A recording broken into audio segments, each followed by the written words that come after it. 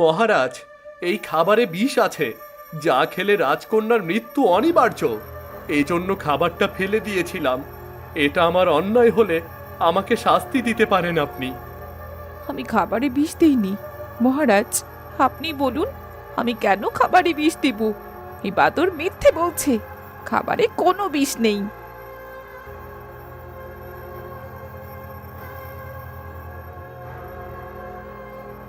এবার কিছুই করতে পারলাম না এই বাদরটার জন্য। আবার মারবো রাজকন্যাকে। এবার সামনে যে আসবে তাকেই মেরে ফেলবো প্রয়োজন হলে। আজ কতদিন নিজের কক্ষ থেকেই তো বেরুচ্ছি না, আর এভাবে নিজেকে বন্দি করে কি লাভ? বিধাতা হয়তো বাদরের সাথেই আমার বিবাহ লিখে রেখেছেন, আর এতে বাদরের তো কোনো দোষও নেই। আমি কেন বাদরকে এইভাবে অবহেলা করছি? না, আজ একটু আমাদের উদ্যানে যাই, মনটা ভালো লাগবে।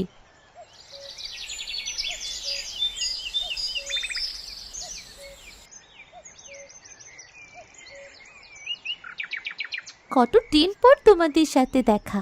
তা কেমন আছিস তোরা? তোদের দেখতে তো বেশ ভালো আছিস বলেই মনে হচ্ছে। আর তার মানে আমার কথা তোদের মনে পড়ে না? ঠিক আছে, আজ থেকে আর তোদের সাথে কথা বলবো না আমি। এমন গোমরা মুখ করে বসে আছো কেন রাজকন্যা? তোমাকে ছাড়া কি আমাদের ভালো লাগে বলো? কিন্তু কি করব, তুমি যে সেই শিকারে গেলে, আমাদের সাথে গল্প করতে তো আর আসলে না। তাই আমরা নিজেরাই এখন খেলা করি। ঠিকই বলেছ রঙিন প্রজাপতি, তোমার সাথে আমাদের আড়ি। এতদিন আমাদের ছাড়া তুমি বা কেমন করে আছো রাজকন্যা? তুমি ছাড়া যে ফুলগুলো প্রাণহীন লাগে, সেটাকে তুমি জানো না?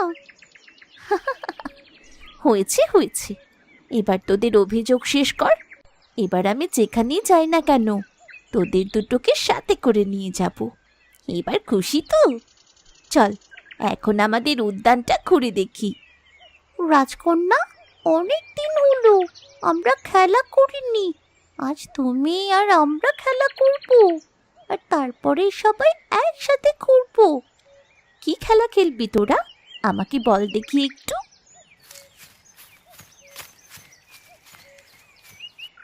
একই রাজকন্যা, আপনি এখানে?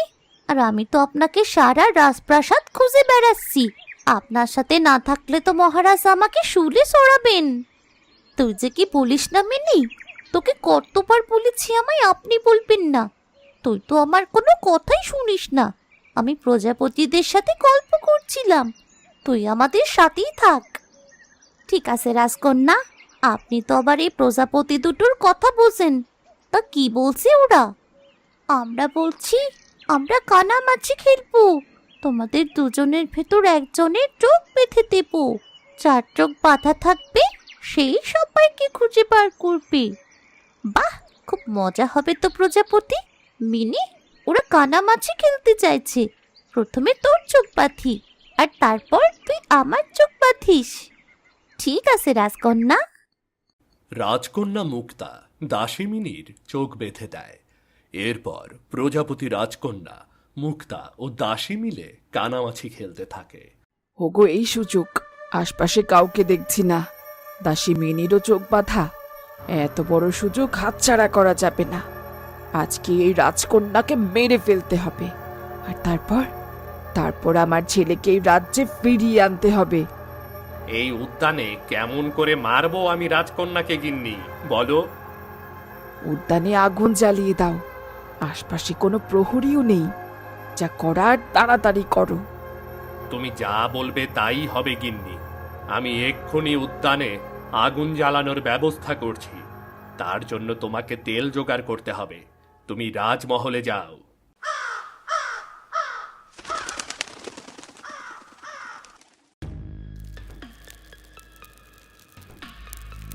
চারিদিকে আগুন, আমাদের গায়ে আগুন লাগলে তো আমরা পুড়ে যাব। আমরা উপরে উঠি একটু।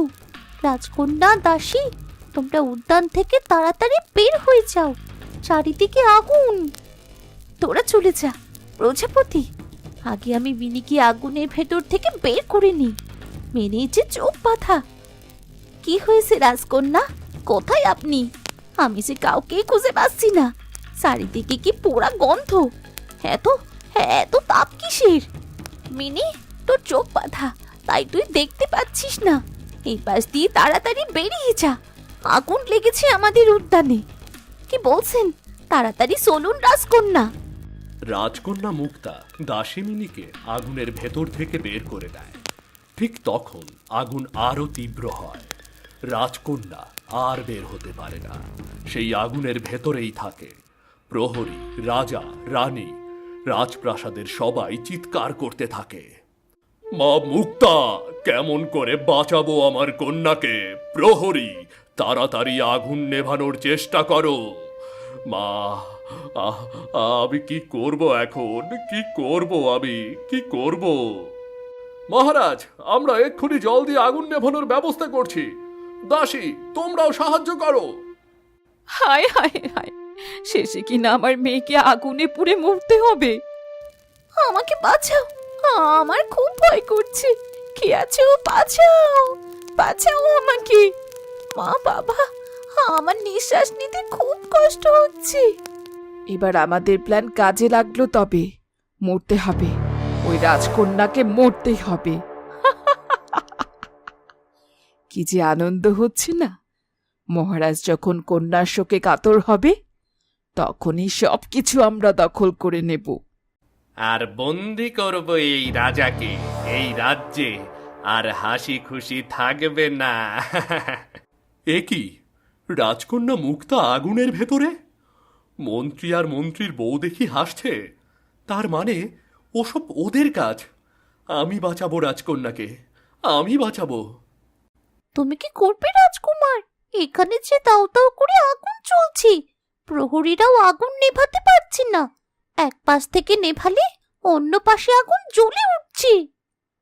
আমি মুক্তাকে ভালোবাসি ময়না, আমার চোখের সামনে কিছুতেই মুক্তাকে মরতে দেব না আমি। মহারাজ, মহারানী, আপনারা কাঁদবেন না, আমি রাজকন্যাকে ঠিক বাঁচিয়ে আনব। রাজকন্যা, আজ আমার জন্যে আপনার এই দশা। আমি যদি চোখ না বেঁধে খেলতাম, তাহলে আপনি বিপদে পড়তেন না। সব বিধাতার খেলা মিনি, সব বিধাতার খেলা। তুমি যদি সত্যি আমার কন্যাকে বাঁচাতে পারো, তবে দুদিনের ভেতরে তোমার সাথে আমার কন্যার বিয়ে দেব, আমি কথা দিলাম। এসব পরে, আগে রাজকন্যার জীবন। মহারাজ, একটা দড়ি লাগবে।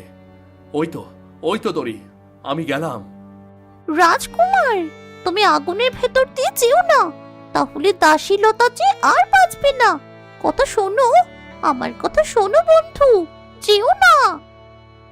বাদররূপী রাজকুমার বীর ময়নার কথা না শুনে আগুনের ভেতরে লাফিয়ে পড়ে। গিয়ে দেখে রাজকন্যা মুক্তা আগুনের তাপ সহ্য করতে না পেরে জ্ঞান হারিয়ে ফেলেছে। দেরি করলে আর চলবে না, আমাকে রাজকন্যার শরীরে দড়িটা বেঁধে ওই গাছের ওপরে ওঠাতে হবে।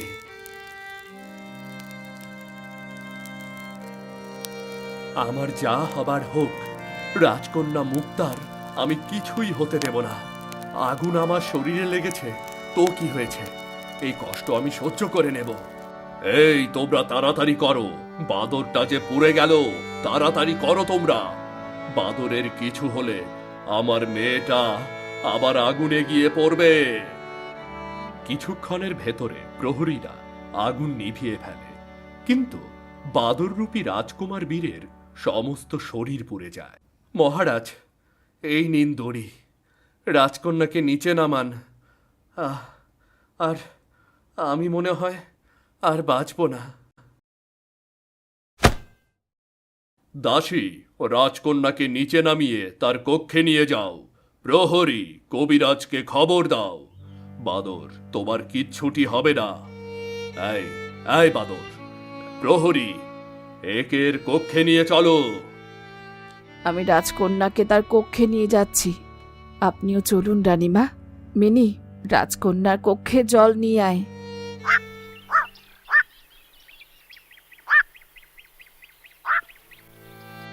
আমি বেঁচে গেছি, আমার তো কিছুই হয়নি।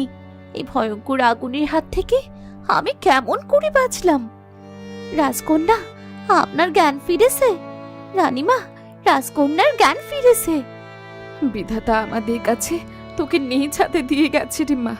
তোকে বাঁচিয়েছে তোর বন্ধু ওই বাদর।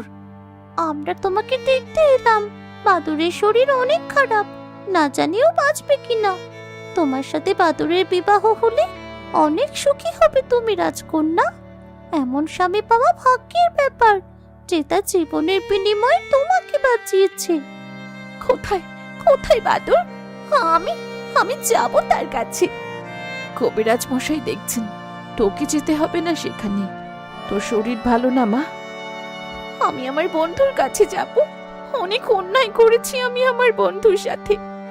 আমি আমি তার সাথে দেখা করব। আমার কিচ্ছু হবে না মা।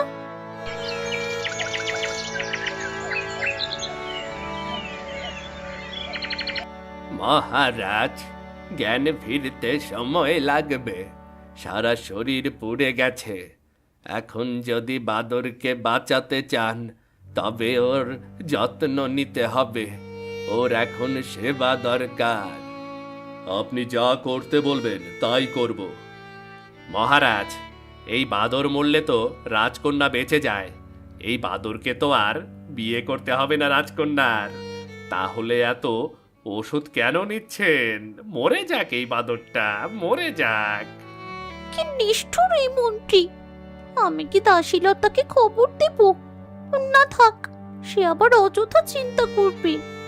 মন্ত্রী, বলি ও বাদর তাতে কি? বাদরেরও বেঁচে থাকার অধিকার আছে। দাসী রোজি, আজ থেকে বাদরের সেবা তুমি করবে। না বাবা, আমি সেবা করব আমার বন্ধুর।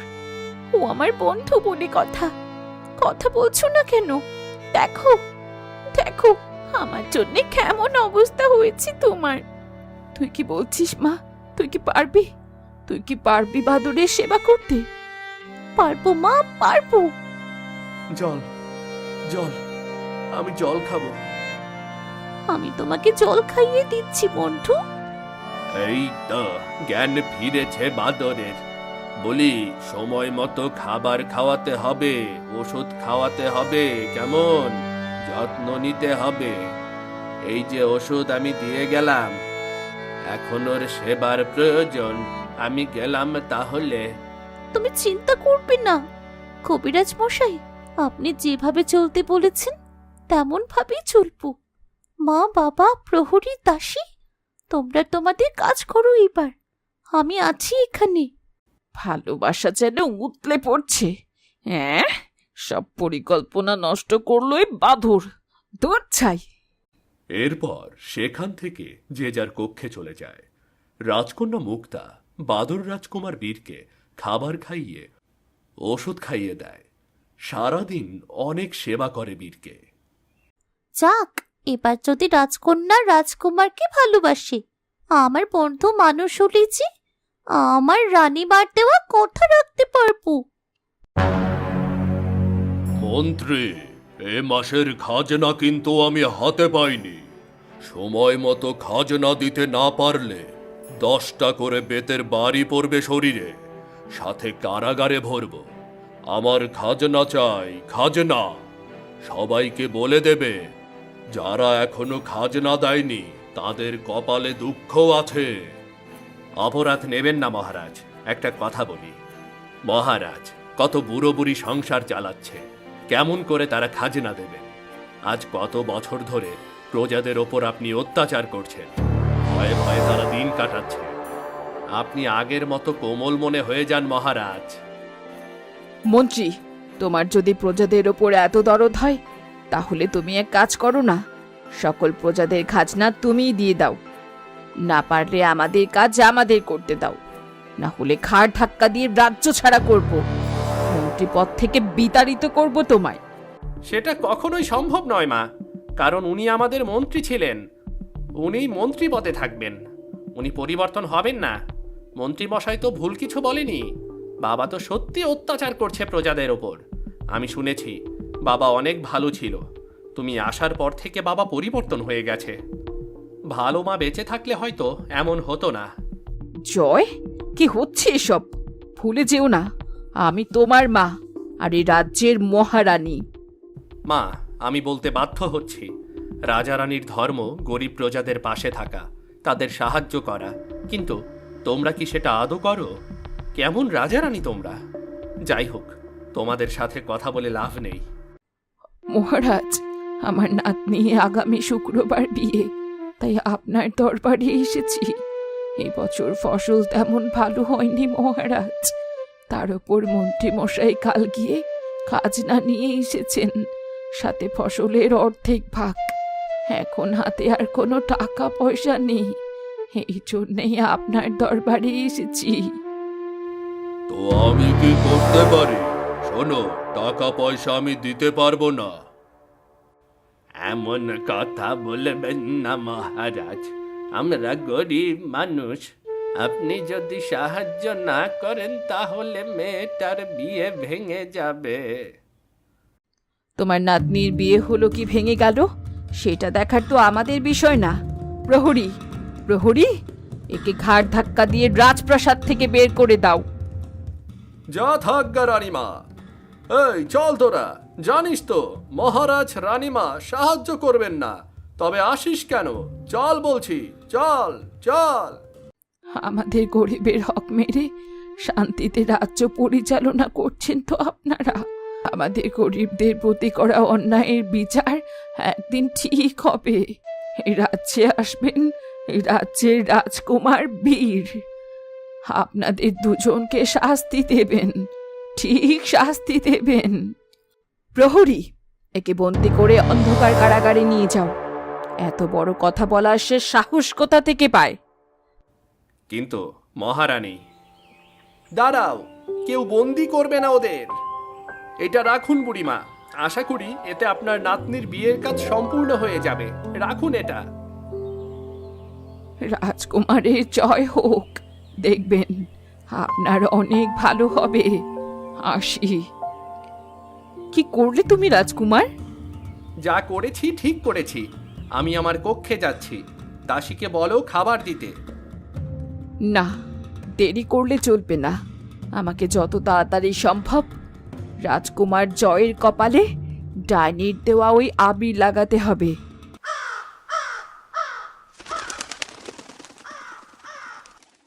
এই মনিকা দাসী, রাজকুমারের জন্য খাবার নিয়ে তার কক্ষে যাও। এই বলে রূপসী তার কক্ষে চলে যায়। দাসী মনিকা রাজকুমার জয়ের জন্য খাবার নিয়ে তার কক্ষে যায়। তুমি এখন আসতে পারো দাসী, কিছু লাগলে ডাক দেব, কেমন? জয়, এবার তুমিও তোমার বাবার মতো আমারই দাস হবে। দেখে এবার কে কথা বলে আমার ওপর। যে কথা বলতে আসবে তার গর্দান নিয়ে নেব।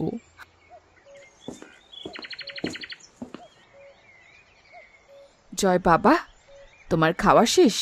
তোমার জন্যে আমি আবির নিয়ে এসেছিলাম, তোমার কপালে একটা আবিরের ফোঁটা দিই। মা আমার সাথে এত ভালোভাবে কথা বলছে। কি এত ভাবছো? আমি তোমার মা, সবসময় কি খারাপভাবে কথা বলবো বলো? কারণ নজর যেন না লাগে আমার ছেলের ওপর। বাবা, তোমার তো খাওয়া শেষ, এবার একটু বিশ্রাম নাও, আমি তোমার মাথায় হাত বুলিয়ে দিই। ঠিক আছে মা। আমার কাজ শেষ, এবার শুধু সময়ের অপেক্ষা। বাবা, এবার তুমি শুধু আমার কথা শুনবে, শুধুই আমার কথা। হে কি, আমার সমস্ত শরীর জ্বলে কেন যাচ্ছে? কি হলো আমার? নাকি আমার শক্তি নেই, এই জন্য এমন হচ্ছে? ওই সাধুকে আমি ছাড়বো না। ওই সাধু আমাকে বহু বছর ওই কলসের মধ্যে বন্দি করে রেখেছে। পৃথিবীর আলো গায়ে পড়তে কেমন যেন জ্বলছে। কি করব কি আমি? আমার যে সহ্য হচ্ছে না। ওই জলে ডুব দিয়ে দেখি কি হয়। তাও তো কম হলো না। আরে, ছোট একটা মেয়ে দেখি স্নান করছে। কতদিন মানুষের রক্ত খাইনি। আচ্ছা, মানুষের রক্ত খেলে আমার শরীরের জ্বালা কম হবে? খেয়ে দেখি তো কি হয়। এটা বলে ডাইনি ছোট বাচ্চাটার কাছে যায়। ছোট বাচ্চা মেয়েটা অনেক ছটফট করে, কিন্তু ডাইনি তার কোনো কথাই শোনে না আর তার রক্ত চুষে খায়। এবার শান্তি পাচ্ছি। সবাই ভাববে এই বাচ্চা জলে ডুবে মারা গেছে।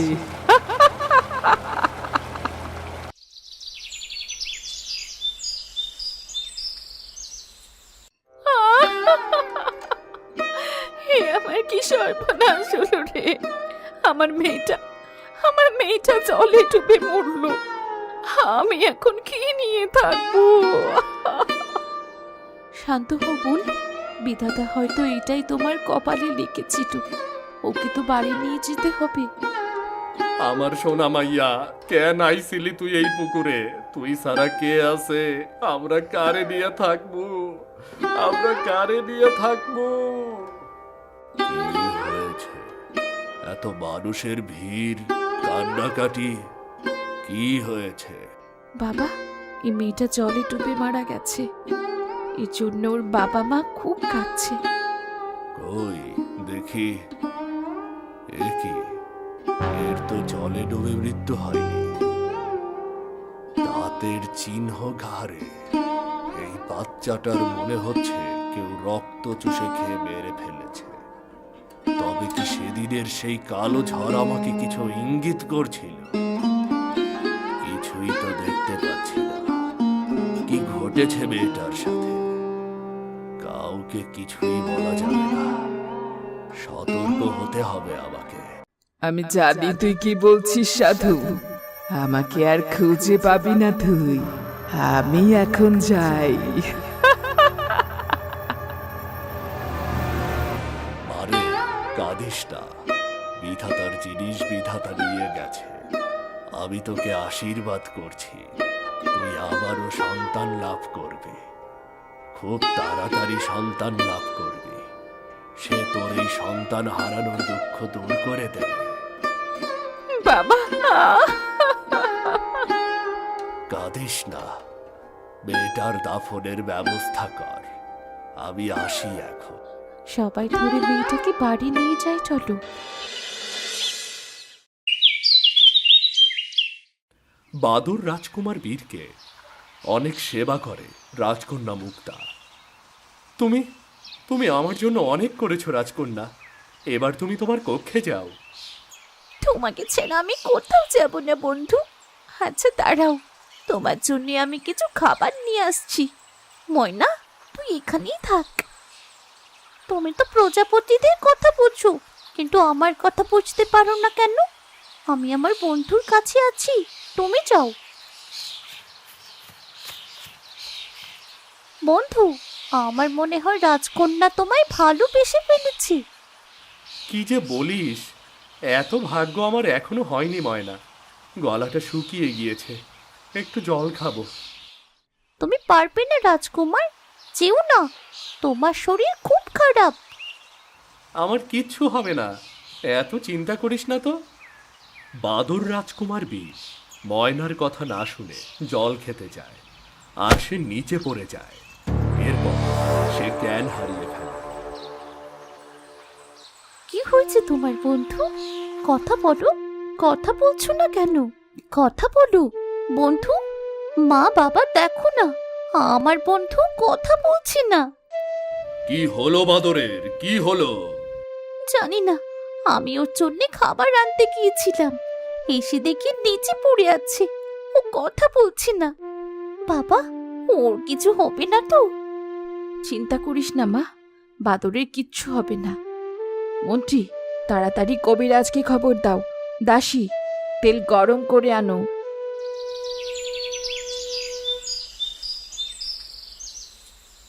আমার মনে হয় এই বাদর আর বাজবে না। আমি ওষুধ দিচ্ছি একটা। আগামী 30 মিনিটের ভেতর জ্ঞান ফিরলে সে বাজবে, না হলে সে মারা যাবে। আমি তাহলে এখন আসি, কেমন? যাক, রাজকন্যার বিয়ে তাহলে হচ্ছে না। আমি আমার ছেলেকে চিঠি দিয়ে আসতে বলি, আর অপেক্ষা নয়। এবার শেষ করে দেব সব। এইটা হতে পারে না। রাজকুমার, রাজকুমার কথা বলো, কথা বলো রাজকুমার। বন্ধু, তোমার কিছু হলে আমাদের কি হবে? তোমার জন্য যে তোমার রাজ্যের সবাই অধীর আগ্রহ নিয়ে বসে আছে। বাঁচতে হবে, ওই দুষ্টু রানীর হাত থেকে সবাইকে রক্ষা করতে হবে। কথা বলো। না, এ হতে পারে না। আমার বন্ধুর কিচ্ছু হবে না। হ্যাঁ, তুমি তুমি আমার ওপর অভিমান করেছো। আমি যে তোমাকে স্বামী হিসেবে মেনে নিয়েছি, আমি যে তোমাকে ভালোবেসে ফেলেছি। তোমাকে ছাড়া আমি থাকতে পারবো না। ওঠো, জেগে ওঠো। শান্ত হও মা, শান্ত হও। মা, আমি কেমন করে শান্ত হব? আমার স্বামী হিসেবে আমি ওকে মেনে নিয়েছি। এই দুদিন ওর সেবা করে আমি বুঝতে পেরেছি ওকে আমি কতটা ভালোবেসেছি। মুক্তা পাগলের মতো করতে থাকে আর কাঁদতে শুরু করে। ঠিক তখন মুক্তার চোখের জল গড়িয়ে পড়ে বাদর রাজকুমার বীরের শরীরে। তবে কি এবার সব অপেক্ষা শেষ হতে চলেছে? রাজকুমার বীর কি বাঁচবে? সে কি মানুষ হবে, নাকি সে মারা যাবে? রাজকুমার জয় কি তার মায়ের কথা শুনবে? সেও কি অত্যাচারী হয়ে উঠবে?